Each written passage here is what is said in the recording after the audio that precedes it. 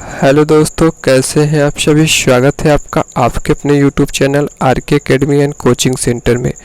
तो आज के वीडियो में हम पढ़ने वाले हिंदी क्लास 10 के बहुत ही इम्पोर्टेंट चैप्टर जिसका नाम है उत्साह तथा अट नहीं रही है, जिसके राइटर हैं, जिसके लेखक हैं सूर्यकांत त्रिपाठी निराला जी।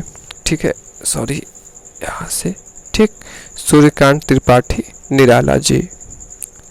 तो कविता का इंट्रोडक्शन इस प्रकार से होगा कि बहुत टाइम से ठीक है बादल नहीं बरस रहे हैं, ठीक है बारिश नहीं हो रही है, तो सूर्यकांत त्रिपाठी निराला जी ने इसी पर एक बहुत ही मनमोहक और मन को मोह लेने वाला ठीक है बहुत ही सुंदर सा एक कविता तैयार किया है। तो चलिए इसे पढ़ते हैं और इसका आनंद लेते हैं। सबसे पहले हमारा है उत्साह, पोयम का नाम है उत्साह। देखते हैं। बादल गरजो घेर घेर घोर गगन धाराधर ओ। ठीक है, कह रहे हैं कि बादल गरजो, हे बादल, धरती पर जीवन में लोग गर्मी से बहुत सी त्रास्त हो चुके हैं। ठीक है, तो आप क्या करो, बादल गरजो। कैसे गरजो? बहुत ही घेर घेर कर, ठीक है आसमान में बादल छा कर फिर उसके बाद गरजो। ललित ललित काले घुंघराले, अब कर रहे हैं सुंदर सुंदर, ठीक सॉरी पहले पढ़ लेते हैं। ललित ललित काले घुंघराले बाल कल्पना कैसे पाले। कैसे कैसे बोलते? ललित ललित यानी सुंदर सुंदर और काले घुंघराले बादल मिलकर आप गरजो और फिर बारिश कराकर लोगों की जो पीड़ा है उसे शांत करो। यानी जो गर्मी से व्याकुल है उनके मन को और उनके जीवन को राहत दो, इस कविता में कहा जा रहा है।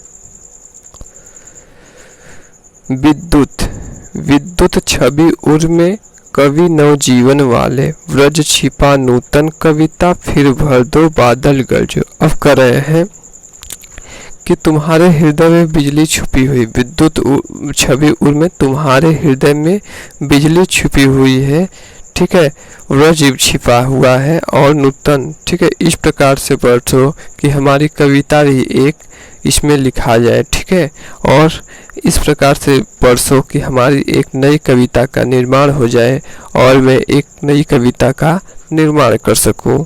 ठीक है, तुम्हारे में क्या छिपा हुआ है? ब्रज के समान तुम गर्जना करो, और तुम्हारे अंदर क्या छिपा हुआ है?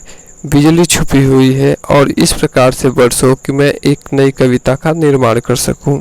नूतन कविता का यानी नई कविता। ठीक है, विकल अब अगला देखते हैं। ठीक है, विकल विकल उन्मन थे उन्मन, विश्व के निदाघ के सकल जन। ठीक है, कह रहे हैं कि विकल थे यानी बहुत ही ज़्यादा लोग क्या थे? व्याकुल थे, बेचैन थे और बहुत ही ज़्यादा उदास थे।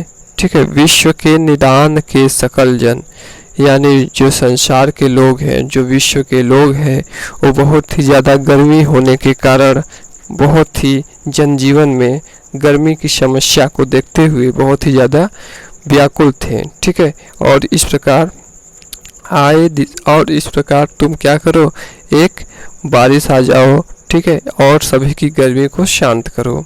आए अज्ञात दिशा से अनंत के घन, तप्त धरा जीवन से फिर शीतल कर दो बादल गरजो।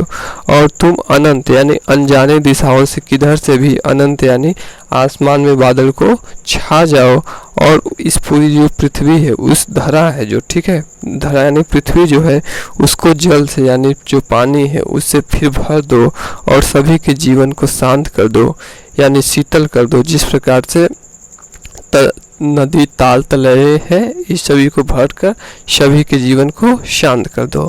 ठीक, इस कविता में उत्साह में यही कहा जा रहा है। चलिए अब लोग दोस्तों देखते हैं अट नहीं रही है कविता को। तो स्टार्ट करते हैं।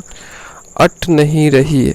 अब देखिए इसका थोड़ा सा ब्रीफ इंट्रोडक्शन देख लेते हैं कि जो कवि है, जो प्रकृति की जो मनमोहक खूबसूरती है, जो उसका सौंदर्य है, उसको देखकर उसके मन में, कवि का मन बहुत ही सुंदर और बहुत ही अच्छाइयों से भरा हुआ है, उन सुंदरताओं को देखकर।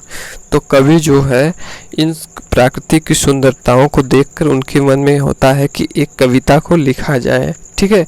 तो उन्हीं कविता को लिखने के लिए उन्होंने इस कविता को लिखा है और उनके जो आसपास में जो जो चीज़ें घटित हो रही हैं उन चीज़ों को इस कविता के अंदर वर्णन किया है। तो देखते हैं। अट नहीं रही है आभा फागुन की वन तन, ठीक है, तन, सॉरी ये तन रहेगा, ये वह की तरह लग रहा है लेकिन ये त है, ठीक है, ये तन रहेगा। शट नहीं रही है कहीं सांस लेते हो। देखिए कवि कह रहा है कि इस सौंदर्य को, इस प्राकृतिक दृश्य को, इस प्राकृतिक की जो जो चीज़ें हैं, पेड़ पौधे, झड़ी, नदी, ताल तलैया, ठीक है, इन सभी को देखकर अट नहीं रहे, यानी उनके मन में समा नहीं रही। बहुत ही ज़्यादा आकर्षक लग रहा है कवि को। आभा फागुन की तन, ठीक है, इस सौंदर्य और मनमोहक दृश्यों को देखकर। शट नहीं रही है कहीं सांस लेते हो, घर घर भर देते हो, ठीक है।